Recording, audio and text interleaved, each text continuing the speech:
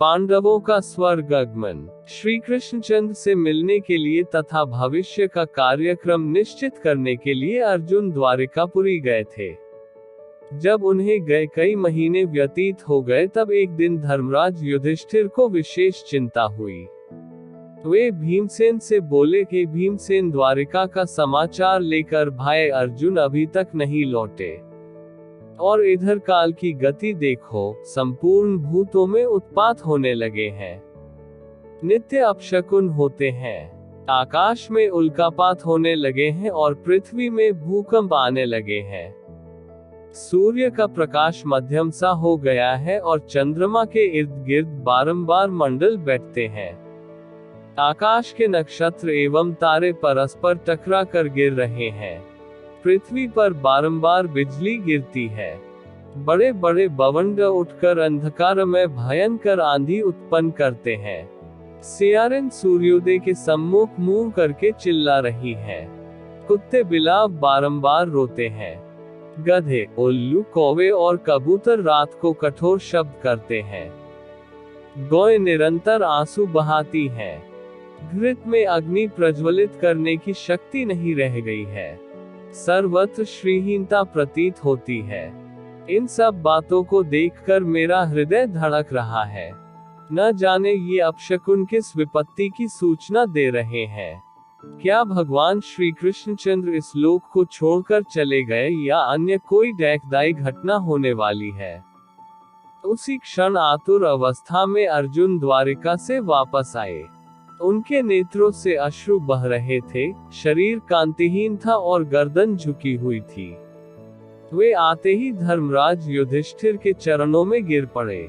तब युधिष्ठिर ने घबरा कर पूछा, हे अर्जुन, द्वारिकापुरी में हमारे संबंधी और बंधु बांधव यादव लोग तो प्रसन्न है न?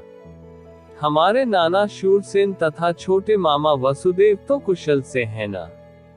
हमारी मामी देवकी अपनी सातों बहनों तथा पुत्र पौत्रादि सहित प्रसन्न तो है न? राजा उग्रसेन और उनके छोटे भाई देवक तो कुशल से है न?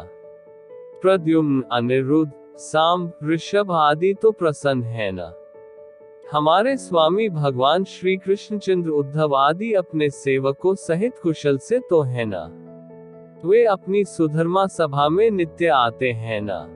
सत्यभामा, रुक्मिणी, जामवंती आदि उनकी 16 सहस्त्र 108 पटरानियां तो नित्य ठन की सेवा में लीन रहती है न?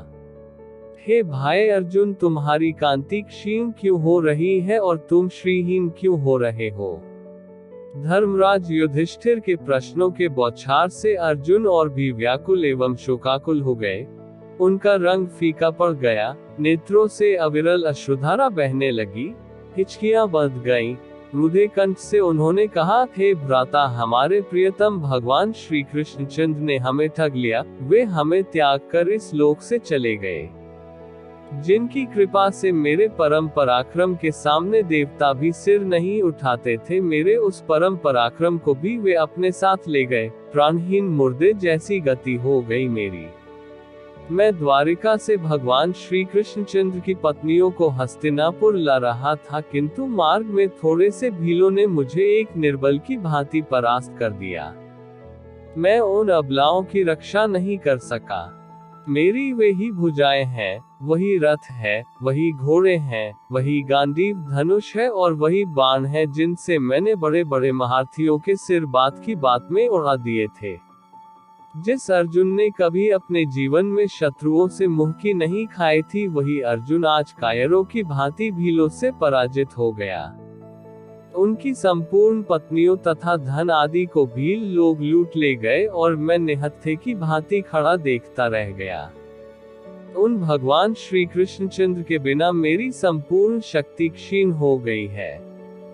आपने जो द्वारिका में जिन यादवों की कुशल पूछी है, वे समस्त यादव ब्राह्मणों के श्राप से दुर्बुद्धि अवस्था को प्राप्त हो गए थे और वे अति मदिरा पान करके परस्पर एक दूसरे को मारते मारते मृत्यु को प्राप्त हो गए। यह सब उन्हीं भगवान श्री कृष्णचंद्र की लीला है। अर्जुन के मुख से भगवान श्री कृष्णचंद्र के स्वधाम गमन और संपूर्ण यदुवंशियों के नाश का समाचार सुनकर धर्मराज युधिष्ठिर ने तुरंत अपना कर्तव्य निश्चित कर लिया और अर्जुन से बोले, हे अर्जुन, भगवान श्री कृष्णचंद्र ने अपने इस लौकिक शरीर से इस पृथ्वी का भार उतार कर उसे इस प्रकार त्याग दिया जिस प्रकार कोई कांटे से कांटा निकालने के पश्चात उन कोनों कांटों को त्याग देता है। अब घोर कलियुग भी आने वाला है, अतः अब शीघ्र ही हम लोगों को स्वर्गारोहण करना चाहिए। जब माता कुंती ने भगवान श्री कृष्णचंद्र के स्वधाम गमन का समाचार सुना तो उन्होंने भगवान श्री कृष्णचंद्र में अपना ध्यान लगाकर शरीर त्याग दिया। धर्मराज युधिष्ठिर ने अपने महापराक्रमी पौत्र परीक्षित को संपूर्ण जम्बूद्वीप का राज्य देकर हस्तिनापुर में उसका राज्याभिषेक किया और शूरसेन देश का राजा बनाकर मथुरापुरी में अनिरुद्ध के पुत्र वज्र का राजतिलक किया। तत्पश्चात परमज्ञानी युधिष्ठिर ने प्रजापति यज्ञ किया और भगवान श्री कृष्णचंद्र में लीन होकर संन्यास ले लिया। उन्होंने मान, अपमान, अहंकार तथा मोह को त्याग दिया और मन तथा वाणी को वश में कर लिया। संपूर्ण विश्व उन्हें ब्रह्म रूप दृष्टिगोचर होने लगा। उन्होंने अपने केश खोल दिए, राजसी वस्त्राभूषण त्याग कर चीर वस्त्र धारण करके और अन्न जल का परित्याग करके मौन व्रत धारण कर लिया। इतना करने के बाद बिना किसी की ओर दृष्टि किए घर से बाहर उत्तर दिशा की ओर चल दिए। राजा संसार की अनित्यता का विचार करके द्रौपदी तथा भाइयों को साथ ले हिमालय की तरफ महाप्रस्थान के पथ पर अग्रसर हुए। उस महापथ में क्रमश द्रौपदी, सहदेव, नकुल, अर्जुन और भीमसेन एक एक करके गिर पड़े। इससे राजा शोकमग्न हो गए। तदनंतर वे इंद्र के द्वारा लाए हुए रथ पर आरूढ़ हो दिव्य रूपधारी भाइयों सहित स्वर्ग को चले गए। वहां उन्होंने दुर्योधन आदि सभी धृतराष्ट्र पुत्रों को देखा।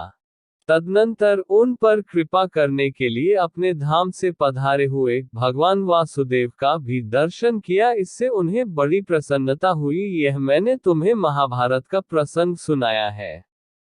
जो इसका पाठ करेगा वो स्वर्गलोक में सम्मानित होगा।